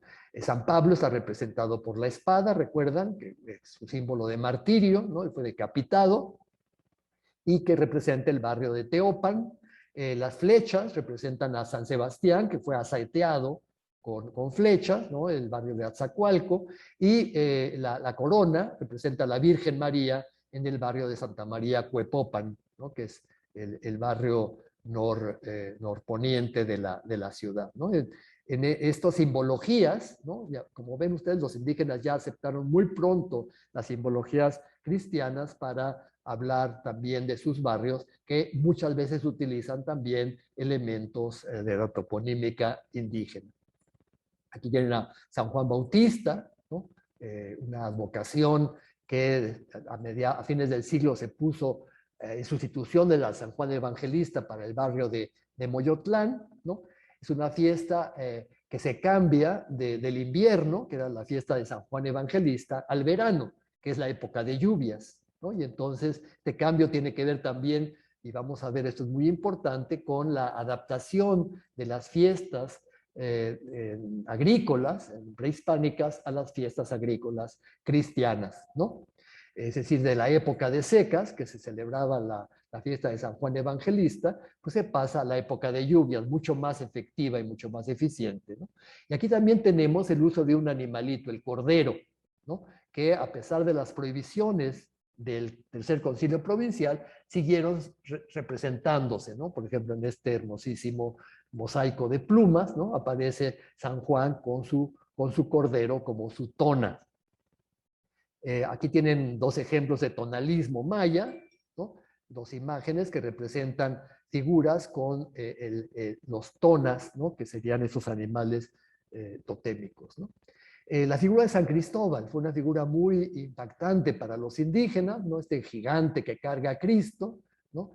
Este gigante que está, por ejemplo, en una visión muy tardía en Tonancintla, pero este que está, por ejemplo, en Tlatelolco, precisamente, es un mural que está ahí en el templo de Tlatelolco y que representa este santo de los viajeros, ¿no? Y que fue muy difundido por los franciscanos, y que incluso llega a impactar en los códices. Por ejemplo, Pablo Escalante ha estudiado el Códice Mexicano y representa el Teomama, este portador del bulto sagrado en la peregrinación que se representa de los mexicas hacia México Tenochtitlan.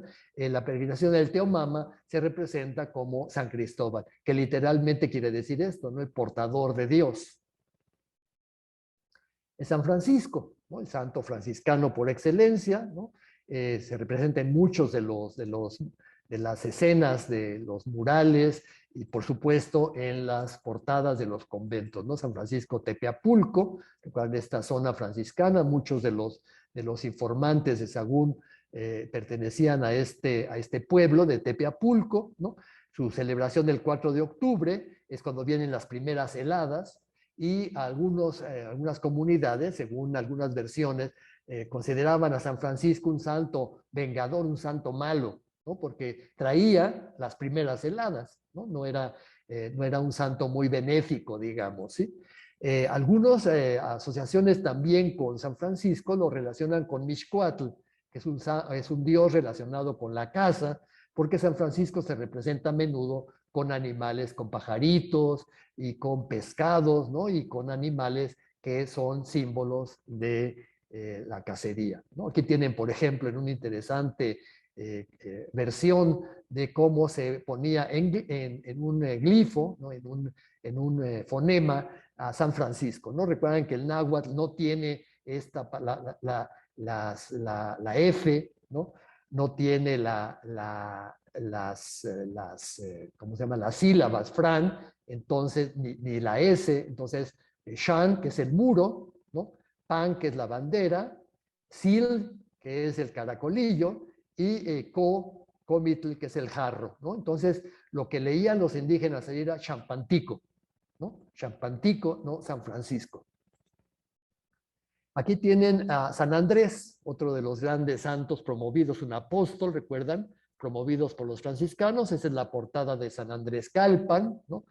Cuya cruz en forma de X fue muy a menudo asociada con una divinidad antigua que es Yacatecutli, el señor de los caminos, ¿no? Que se representa precisamente como un dios que está en el cruce de los caminos, ¿no? En aquí representaciones muy violentas, ¿no? Como Santa Catalina de Alejandría, esta es la capilla abierta de Colman, es una santa coronada cuya espada está, digamos, encajándose sobre la cabeza de un hombre que está a sus pies, ¿no? En una versión muy sofisticada, esto querría decir que la santa venció al que la había matado. ¿Por qué? Porque ella resucitó y se fue al cielo y su verdugo se fue al infierno. Pero claro, en una versión visual como estas, los indígenas debieron ver otra cosa, ¿no? Recordando incluso estas tradiciones prehispánicas de cortar las cabezas como trofeo de guerra, como aparece, por ejemplo, en los murales de Xmiquilpan, ¿no? O el San Sebastián, ¿no? Que es este santo atravesado por flechas. Recuerdan, el barrio de Azacualco está ofrecido a este santo muy popular también en la iconografía franciscana, y que debió recordar, pues, los sacrificios por aseteamiento, como el que muestra aquí la historia tolteca chichimeca, ¿no? En esta versión de los sacrificados por aseteamiento, ¿no? El martirio de San Lorenzo, recuerdan, obra de Andrés Concha, ¿no? San Lorenzo fue el que predicó la fe a Hipólito, fue gracias a él que Hipólito recibió la fe y fue torturado en una parrilla, ¿no? San Lorenzo fue un muy, muy popular santo, venerado en España y muy difundido en América, ¿no? Y vemos aquí el sacrificio a la diosa Cihuacóatl, ¿no? En el Códice Durán, que nos recuerda igualmente este sacrificio por quema, ¿no? San Bartolomé, el desollado, pues uno de los apóstoles de Cristo que fue desollado vivo, aquí tienen su piel, pues debió recordar el sacrificio y las ofrendas al dios Xipetotec, ¿no? El dios que, recuerdan, los sacerdotes se vestían con la piel del sacrificado desollado y que representaba este dios de las cosechas, el dios de fertilidad, ¿no? Sin embargo, a pesar de esta violencia simbólica que representan los mártires y los guerreros, ¿no?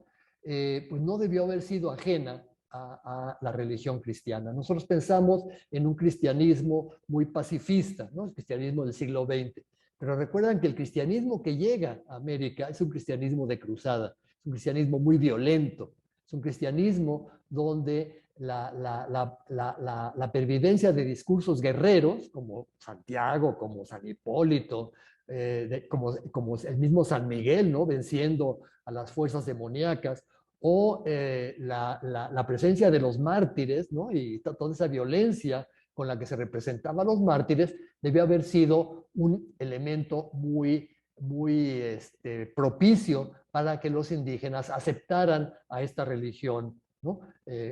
Viniendo de religiones donde la violencia estaba muy presente, ¿no? Santiago seguirá siendo, por ejemplo, el patrono de las conquistas de las fronteras, como lo había sido desde el siglo XVI en la conquista de Tenochtitlan, ¿no? Por ejemplo, Querétaro se pone bajo la advocación de Santiago, ¿no? Y Querétaro es una fundación, recuerdan, de un cacique otomí llamado Conin, junto con los franciscanos, que fueron los que impusieron el tema de Santiago.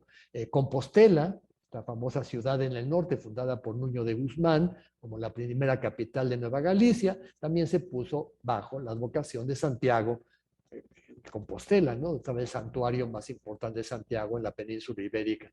Santiago de los Caballeros en Guatemala, ¿no? Se pone también bajo la protección de este guerrero. San Miguel se vuelve el extirpador de idolatrías, ¿no? Es el patrono de Puebla de Los Ángeles, ¿no? Y muy pronto también se asocia con la Virgen de Guadalupe. Tienen aquí, por ejemplo, el famoso retablo también de Santiago Tlatelolco, ¿no? Es un dios poderoso de la reconquista castellana, pero no representará también la lucha de los tlatelolcas contra los tenochcas, ¿no? Bueno, hay una narración muy interesante que trae Bárbara Mundi en su libro de Tenochtitlan, La muerte de Tenochtitlan, la vida de México, donde ella dice que a lo largo de la última etapa del siglo XVI, los indígenas, los nativos de Tlatelolco, comenzaron a arrojar piedras en la festividad de Santa María Cuepopan a los tenochcas de Santa María Cuepopan, ¿no? Estas guerras que tenían lugar en el canal, un canal que se llamaba así, el Canal de las Guerras, que dividía Tlatelolco de Cuepopan, nos habla de posiblemente, dice Bárbara Mundi, una situación que venía desde la época prehispánica, ¿no? Recuerdan que los tenochcas conquistaron a los tlatelolcas alrededor de 1453 y los tlatelolcas no estaban muy conformes con el dominio tenochca, ¿no? No eran, digamos, no tenían muchos vínculos, digamos, de simpatía con los tenochcas, y lo que sostiene Bárbara Mundi es que precisamente estas guerras entre tlatelolcas y los habitantes de Cuepopan, que se dieron y después seguían todavía en el siglo XVII, podían explicar pues esta violencia, ¿no? Y yo considero que muy posiblemente el retablo de Tlatelolco lo que está representando es el triunfo de los santiagueños, como se llamaban a sí mismos los tlatelolcas, frente a los mexicas. Este retablo, recuerden, lo mandó a hacer Fray Juan de Torquemada cuando fue guardián del convento de Tlatelolco a principios del siglo XVII, ¿no? Aquí tienen representaciones de San Miguel, casi siempre las figuras de San Miguel en el siglo XVI y XVII no son animalunas, sino son figuras humanas, ¿no? Humanoides. Y esto significa pues que los indígenas, ¿no?, comenzaban ya a venerar al demonio animal como una fuerza cósmica, ¿no?, como una serpiente o como un dragón o como un animal que representaba las fuerzas oscuras, ¿no?, las fuerzas de, posiblemente las fuerzas de la noche, y San Miguel con sus alas representaría el águila, ¿no? Y esta representación, pues, para los indígenas era venerar tanto a la fuerza, digamos, que representaba las fuerzas celestiales como las fuerzas del inframundo. Y para los frailes esto era peligroso, ¿no? Quizás posiblemente esto haya sido la razón para que los frailes decidieran representar siempre al demonio con figura humana y no de serpiente o animaluna, ¿no? Es lo que podemos ver aquí en la representación de la capilla abierta, la capilla posa, perdón, del convento de San Andrés Calpan, ¿no? Además, estos santos alados, ¿no?, estas figuras como San Rafael, San Gabriel y San Miguel, pues habían sido muy atractivas para los indígenas en cuanto a su simbología, ¿no? Tienen aquí, por ejemplo, la famosa imagen de Luis Juárez, ¿no?, que está a principios del siglo XVII, que representa a San Miguel luchando contra el demonio con atributos o una representación muy plástica de un demonio con rasgos indígenas, ¿no?, y un San Miguel con rasgos europeos. Esto está pasando no al principio de los tiempos, según la tradición del Apocalipsis, ¿no? Esta lucha se dio antes de que fuera creado el mundo, sino se dio en un paisaje donde hay árboles y hay vegetación, es decir, esto se está dando en este momento. Este cuadro se está haciendo en el momento de las grandes campañas de persecución de idolatrías que se dan a principios del siglo XVII, en la que están inmersos curas párrocos como Jacinto de la Serna, como Hernando Ruiz de Alarcón, que son curas que están escribiendo tratados para extirpar idolatrías, que consideran que todavía sobreviven muchos de los rituales y las prácticas y las creencias indígenas, y que la única forma de erradicarlas es educando a los sacerdotes para conocer sus prácticas. Lo mismo que habían hecho Sahagún y Durán en el siglo XVI en su visión, digamos, del mundo indígena como un mundo lleno de engaños demoníacos, ¿no? Entonces, este cuadro debemos verlo en este contexto, ¿no? Y se ha convertido entonces San Miguel en el principal extirpador de idolatrías. Muchos símbolos indígenas, que fueron símbolos guerreros, fueron también transformados en símbolos pacíficos, ¿no? Por ejemplo, en Tecamachalco es muy interesante porque en la torre de Tecamachalco aparece el águila guerrera que representa a Huitzilopochtli con los símbolos de la guerra, el Atl Tlachinoli, ¿no?, el agua, tierra quemada, ¿no?, que es el símbolo de la guerra. El águila está además coronada con un copili, ¿no?, y está representando un símbolo guerrero. Y adentro está otra águila que representa a el evangelista San Juan, porque adentro está pintado un apocalipsis, ¿no?, en papel de amate, con muchos elementos de la tradición indígena, entre ellos esta águila, ¿no?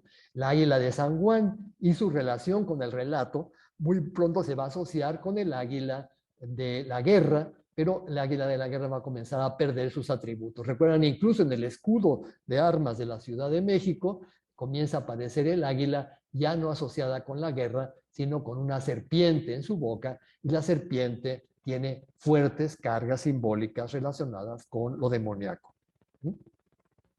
¿Cómo se dan esos puentes de asimilación entre la tradición indígena y la tradición cristiana? Bueno, la principal son las imágenes que hemos visto. Los códices nos muestran imágenes que debieron estar representadas en carteles didácticos, en las imágenes que presentaban los frailes a los indios, en imágenes que ya muchas veces se han perdido, pero que estaban pintadas en las iglesias, ¿no?, para que los indígenas las veneraran, en imágenes que incluso comenzaron a fabricarse por los mismos indígenas, ¿no? Los anales de Juan Bautista, que nos citaba Berenice, describen, por ejemplo, que en el convento de San Francisco se fabricaban muchas imágenes y artesanos indígenas comenzaron a fabricar imágenes y a venderlas en los mercados, en el mercado de San Juan, en el mercado de San Hipólito, e incluso en el segundo concilio provincial, el concilio que Montúfar organizó en 1565, se prohíbe que los indígenas vendan imágenes que no estén autorizadas por las autoridades de la catedral, ¿no? Lo que implica que las imágenes se convirtieron en un instrumento fundamental de difusión de estos mensajes y eran compradas por los indígenas para llevárselos a sus altares domésticos, a sus santos cali, donde estaban situadas. Y estas imágenes muchas veces debieron tener esos elementos sincréticos. Han desaparecido, no tenemos muchas de esas imágenes, ya no las conservamos, pero debieron ser vehículos emotivos, ¿no? Y junto con las fiestas que pues, estaban sustituyendo el calendario agrícola prehispánico por calendarios agrícolas cristianos, pues fueron puentes muy importantes porque sus símbolos eran similares. La época de sus celebraciones eran similares. En la fiesta del Toxcatl era una fiesta a Tezcatlipoca y caía exactamente en la época de la primavera, cuando se celebraba la Pascua Florida y el sacrificio de Cristo, ¿no? En las fiestas más largas, la fiesta del solsticio de verano caía en la fiesta de Juan Bautista, las fiestas invernales caían en la Navidad o en la fiesta de San Juan Evangelista, ¿no? El inicio del otoño era la fiesta de San Miguel el 29 de septiembre. Entonces tenemos una gran cantidad de similitudes que permiten estas asimilaciones. Después a través del teatro, a través de las cofradías, ¿no? Que son agentes importantes de la difusión. Recuerden, las cofradías son organizaciones que se hacen precisamente para las fiestas, para organizar estas fiestas de las grandes fiestas del Corpus Christi, la Semana Santa, las fiestas de los santos más importantes, las fiestas de la Virgen María, o la fiesta del Santo Patrono, que no organizan las cofradías, sino los ayuntamientos indígenas a través de sus fiscales, y que son importantísimos elementos de identidad, ¿no? Los santos comienzan a ser identidad para los pueblos. Todos los ritos sacramentales fueron también importantes instrumentos de asimilación. Por ejemplo, la confesión se pensó que servía como exorcismo, la comunión servía para castellanizar, la misa era una mancia, ¿no? Una adivinación. El sacerdote se ponía ante un cáliz y así decía palabras, hacía cosas igual que los indígenas adivinaban con maíces en una jícara, ¿no? La religión, entonces, el cristianismo se convirtió ciertamente en un instrumento de coerción, ¿no? Se impuso por la fuerza, se impuso como un elemento básico de la transformación social, política y económica de los pueblos. Las congregaciones de pueblos se hicieron por coerción, se obligó a los indígenas a moverse de sus comunidades para reunirse en nuevas comunidades, ¿no? Se les impuso la fe, se persiguió a aquellos sacerdotes que seguían con los ritos antiguos, ¿no? Se les aplicó incluso a algunos de ellos hasta la pena de muerte, ¿no? Y esta coerción fue parte fundamental de la imposición cristiana. Pero también la recepción de los mensajes cristianos, esto de lo que Berenice habló del nepantlismo y del sincretismo, con estos elementos que estaban imponiendo, los indígenas pudieron recrear su mundo, ¿no? Y lo recrearon convirtiéndolos en instrumentos de resistencia a veces, ¿no? Como por ejemplo, vamos a ver que en el siglo XVII, el siglo XVIII, las rebeliones indígenas están encabezadas por cristos y por vírgenes indígenas, ¿no? Pero también en elementos de reconstrucción de su realidad cultural, ¿no? A través de la asimilación de muchos elementos indígenas prehispánicos a los santos, a las fiestas y a las imágenes. Y con esto termino mi exposición. Muchas gracias.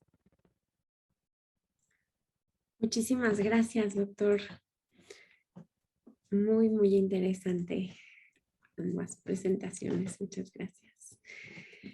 No sé si alguien tiene una duda, alguien quiere compartir algo. No sé si la doctora Berenice quiere comentar algo sobre lo del doctor Antonio, viceversa. No sé si alguien quiere compartir algo. Pues a mí solamente me gustaría resaltar la importancia de tener este espectro muy amplio sobre estos procesos de cambio cultural que motivó la evangelización, y que hubo distintas esferas, como lo mencionábamos ambos, ¿no? Es decir, una esfera de estos altos intelectuales que están creando mensajes y al mismo tiempo las esferas de las prácticas rituales públicas y de las prácticas rituales privadas y de todo este aparato de fiestas que se va a armar. Y en cada uno de estos fenómenos se pueden ver procesos pues ligeramente diferentes de cómo fue este intercambio. Si bien lo que realmente creían muy en sus adentros todas estas personas, pues solo ellos lo supieron, ¿verdad? Entonces esa es una de las cosas que a veces se suele hacer, ¿no? Que se traslada lo que nosotros podemos ver ahora en las fuentes que nos quedaron de lo que creían, pues lo que creían, vayan ustedes a saber qué realmente era, y nosotros nos podemos acercar pues mínimamente a algunos atisbos de lo que pensaban o de cómo actuaron a partir precisamente pues de las fuentes. Sí. Y yo creo que también es muy importante esto que dijo Berenice sobre el mundo de la escritura, que es el mundo en el que se mueven los tlatelolcas, ¿no? Estos jóvenes y adultos educados en el convento de Tlatelolco, y que son gente que está imbuida de una tradición indígena, pero además son nobles, ¿no? Son gente que de alguna forma ha estado en relación con la tradición indígena a través de los códices, poseen los códices todavía de sus antepasados, conocen la forma de leer los códices, ¿no? Y de alguna forma están imbuidos de esta tradición, pero al mismo tiempo han adoptado la tradición cristiana mucho más fuertemente que las comunidades de macehuales, ¿no? Que no han tenido acceso a estos textos. Por ejemplo, los macehuales no leen a Catón, no leen a Esopo, ¿no? Obviamente esta tradición clásica se quedó en este nivel, ¿no? En el nivel de la élite culta, preparada, de la élite que tuvo relación con los franciscanos y que, por supuesto, todos sus conocimientos no llegaron a las masas de macehuales. Y como dijo muy bien Berenice, también hay que ser muy cuidadosos en las generalizaciones, ¿no? No es lo mismo la Ciudad de México, ¿no? o la Ciudad de Puebla, ¿no? O lugares donde la evangelización fue mucho más intensa que lugares aislados, ¿no? La Sierra de Oaxaca o Yucatán o las zonas del sureste, donde la evangelización fue muy insuficiente, muy superficial, ¿no? Ahí, por supuesto, las tradiciones indígenas son mucho más perviventes que en los centros donde hay una intensa comunicación e imposición de los patrones cristianos, ¿no? A veces, incluso, pues, como hemos visto, por la fuerza, ¿no? Entonces, esta necesidad de matizar por regiones, por épocas también, ¿no? No es lo mismo la primera etapa del siglo XVI, ¿no? Donde todavía el mundo indígena está vivo, ¿no? Que la última etapa, cuando han pasado epidemias, movilización de pueblos, se ha muerto mucha gente, los ancianos ya no pueden transmitir sus saberes, ¿no? Y esta transmisión se ha roto de alguna forma, ¿no? Y esas rupturas provocan también cambios en la percepción del mundo indígena anterior a la conquista y del cristianismo, ¿no? O sea, también tenemos que ver, cronologizar y regionalizar, ¿no? Eso es fundamental para entender estos procesos, ¿no? Y un comentario que me surgió a raíz de la exposición de Berenice es que estos sincretismos no solamente se dan entre el mundo indígena y el mundo español, también hay influencias en otros ámbitos, ¿no? Luis de Carvajal, el mozo, que fue un judío converso, que llegó con su tío, el gobernador de Nuevo León, Luis de Carvajal, era un joven profundamente convencido de su judaísmo, había estudiado con los jesuitas, leía perfectamente latín, ¿no? Y estaba muy imbuido de la cultura clásica, y por supuesto también pues, había leído la Biblia, la única Biblia que se podía leer en esa época, que era la Vulgata de San Jerónimo, ¿no? Y cuando fue condenado la primera vez, que se le perdonó porque se mostró arrepentido, fue mandado al colegio de Tlatelolco, ¿no? Y el colegio de Tlatelolco estuvo en la biblioteca del colegio de Tlatelolco. Los frailes franciscanos le encargaron hacer copias de manuscritos, hay copias de su puño y letra, porque tenía una letra muy bonita, ¿no? Y ahí leyó tratados bíblicos, leyó tratados que le interesaban a él como judío, Y mucha de esta riquísima biblioteca de Tlatelolco fue utilizada por él para sus traslados y sus tratados que estaba escribiendo. Finalmente volvió a caer en Inquisición y fue a la hoguera, pero el caso de Luis de Carvajal es un caso muy interesante, ¿no? Donde se dan estas intersecciones de diferentes saberes, ¿no? Un judío converso, ¿no? Que está estudiando en Tlatelolco en una biblioteca franciscana que al mismo tiempo está siendo utilizada por estos sabios indígenas nahuas, ¿no? Y seguramente también Luis de Carvajal tuvo contacto con estos jóvenes indígenas, conocedores del náhuatl, y según los testimonios de algunos que aparecen en Inquisición, él también hablaba náhuatl, o por lo menos tenía algunas nociones, porque se habla de él como un hombre que tenía negocios y comercio en comunidades indígenas y tuvo que aprender náhuatl para hacer estos negocios con sus hermanos, que también eran judíos conversos y cayeron también en la Inquisición. Entonces, un interesante elemento, ¿no? Que nos habla de esta riqueza del siglo XVI, Nueva España, y de lo que significó Tlatelolco para esta cultura novohispana del siglo XVI. Muchas gracias a ambos. Vanessa nos pregunta, dice, muchas gracias por las exposiciones. Acerca de los colegiales de Tlatelolco, ¿podemos saber si posteriormente tuvieron presencia en instituciones educativas fuera de la orden franciscana, por ejemplo, la universidad? No, digamos que eran dos ámbitos en el siglo XVI completamente separados, el colegio de Tlatelolco, que aunque daba una educación tipo similar a la que tenían los bachilleres en Europa, estaba concentrado exclusivamente a los nobles indígenas, a los jóvenes de la nobleza indígena, y por otro lado la universidad que se funda unos años después que el colegio de Tlatelolco, que está dedicada a la población española, tanto la nacida en Europa como la nacida en América, ¿no? O los que se conocen comúnmente como criollos, ¿no?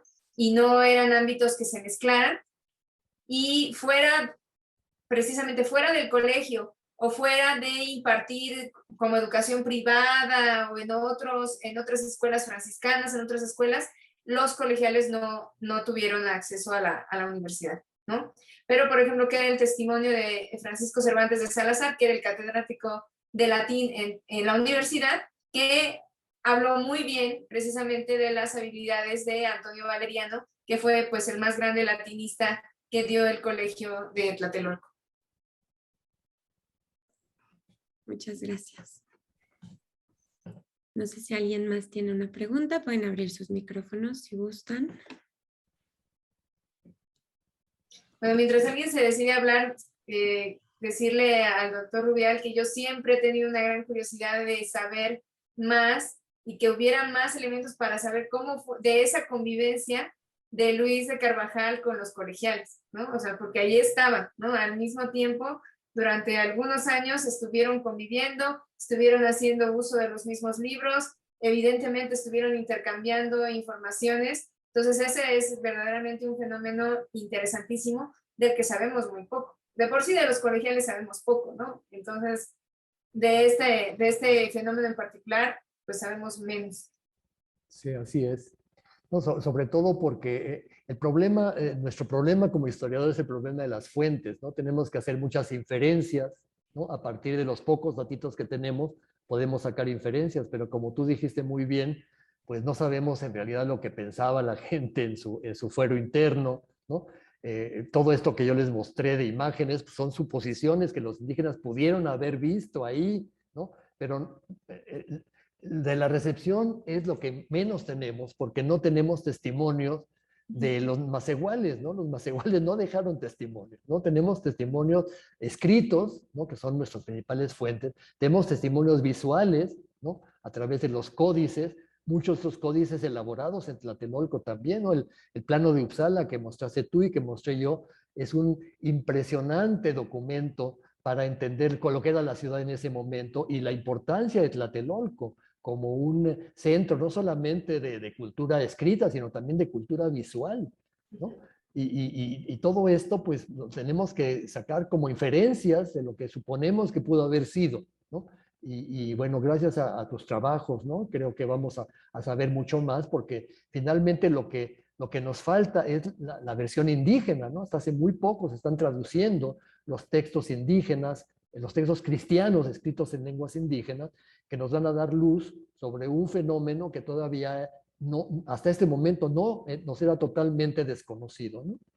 Sí, bueno, muchas gracias. Estos documentos pues sí nos permiten saber un poco más, pero de nuevo dejar claro que son creados por las élites, ¿no? O sea, son creados por esta esfera de nobles, enaguas, letrados, y de alguna manera pues sí traducen su experiencia, la manera en la que decidieron traducir ciertas obras, ciertos conceptos, pero no, también son una ventana pues a mis ojos muy interesante y maravillosa, pero una ventana a un grupo muy reducido de personas, ¿no? Comparado con lo que fue la diversidad de habitantes de la Nueva España, tanto la diversidad de los pueblos indígenas, diferentes pueblos con diferentes lenguas, la llegada de los africanos y afrodescendientes y europeos de distintos lugares, ¿no? Que tampoco tenían una cultura homogénea. Entonces, pues sí es un espectro muy pequeño al que podemos tener acceso.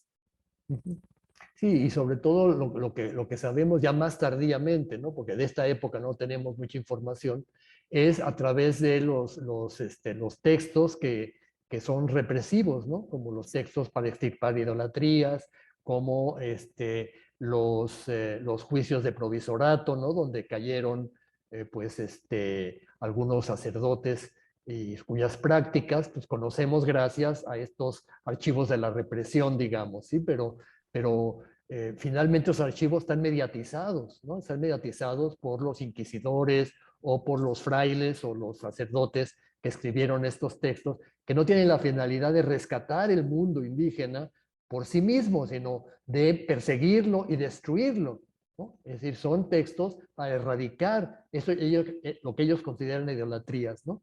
Y eso hace todavía más difícil el acercamiento a este mundo, ¿no? Que está ahí todavía vivo, pero que no se nos refleja en su plena realidad porque no tenemos testimonios directos, ¿no? Salvo quizás algunos cuantos, ¿no? Se han descubierto, por ejemplo, algunos calendarios de ritualidad indígena, ¿no? En algunos provisoratos, ¿no? Lo que ha estudiado Tavares en las guerras invisibles, pero que son muy, muy pocos, ¿no? En relación con la gran cantidad de experiencias religiosas que debió haber habido en este complejo mundo que era el mundo de Nueva España, ¿no? Muchas gracias. Yo tengo una pregunta rápida. ¿Cuánto tiempo duró el Colegio de Tlatelolco funcionando como tal? Pues más o menos podríamos pensar 100 años, ¿no? Con periodos con altibajos, particularmente ocasionados por las epidemias, ¿no? O sea, la población del centro de México sufrió en el siglo XVI varias epidemias, dos de ellas muy grandes, la de 1545 y la de 1576, y en esas verdaderamente hubo una catástrofe demográfica y que afectó también a los colegiales, ¿no? Y para principios del siglo XVII, el colegio va a perder relevancia, en primer lugar porque ya habían cambiado mucho las políticas de la corona con respecto al nivel de participación que se le daba a las élites indígenas.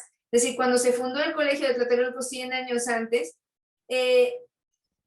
el pacto político que se creó entre los conquistadores, después el virrey y los nobles indígenas era que ellos iban a seguir al frente de sus comunidades gobernando y fungiendo como intermediarios con el poder español, y entonces era necesaria una institución que les diera una educación acorde a ese papel que iban a cumplir, ¿no? Y por eso es que nace el Colegio de Tlatelolco. 100 años después ya no tienen esta importancia los nobles indígenas, ya en primer lugar han experimentado las epidemias, por otro lado ya no es importante su nivel de participación política, ya han entrado otros actores a cubrir esas funciones, tanto españoles como mestizos o incluso macehuales que lograron escalar posiciones poco a poco. Y por otro lado ya va a haber también otras instituciones que como que van a cobrar mayor importancia, como el Colegio de San Gregorio fundado por los jesuitas, donde también se le va a dar latinidad, por lo menos a jóvenes de la nobleza indígena, y del cual se sabe mucho menos de este colegio, particularmente de cómo funcionó en el siglo XVII. Y entonces eso va haciendo que el colegio de Tlatelolco pues vaya perdiendo cada vez estudiantes, relevancia, y hasta que se sabe que acabó como una escuela más de doctrina, ¿no? Donde se seguía enseñando la doctrina cristiana, el catecismo, quizás a leer y escribir para algunos, pero ya no fue este gran colegio con una matrícula bastante sistemática de estudios para formar nobles indígenas. Sí, además yo agregaría también el tema de la financiación, ¿no? Sí. El virrey Mendoza les dejó tierras y les dejó, digamos, un patrimonio para que pudieran seguir funcionando. Pero a raíz de que les entregan la administración a los indígenas, les entregan la administración del colegio, pero no de los recursos, ¿no? Y esto fue fatal porque los recursos se le dieron a unos españoles corruptos que nada más se aprovecharon de los recursos y nunca los recursos llegaron al colegio. Y un artículo muy interesante de Solange Alberro precisamente sobre este momento de que los indígenas toman a su cargo, digamos, el gobierno indígena, el gobierno del colegio, pero no la administración del colegio. Y esto es fatal, ¿no? Y es esta época de decadencia cuando lo retoman los franciscanos a partir de Sahagún y comienza de nuevo una nueva etapa, pero ya con nuevos recursos, ¿no? que les permiten seguir funcionando. Finalmente, piensen que los recursos son fundamentales para el funcionamiento de cualquier institución, ¿no? Y finalmente, al final, en la última etapa, cuando ya ni a los virreyes ni a la corona le interesa la educación de los nobles, porque ya los nuevos sectores sociales que están asimilados a los cabildos indígenas, estos macehuales enriquecidos, estos mestizos, ¿no? Que son los gobernantes de los pueblos ahora, que no requieren una educación superior como el proyecto franciscano, que tampoco está en la mira de los obispos este proyecto, ¿no? Ni siquiera de los jesuitas con su colegio de San Gregorio, pues entonces el colegio ya no tiene la función fundamental que tuvo en el 16 y deja de tener recursos, ¿no? Y por lo tanto, pues que decae, ¿no? Además, las instalaciones del colegio a mediados del 17 se usaron para un seminario para los frailes, el colegio de San Buenaventura, que fue prácticamente un colegio teológico, pero para los frailes, no para los indios, ¿no? Y seguramente se mantuvo un colegio de primeras letras, ¿no? Un colegio para educar en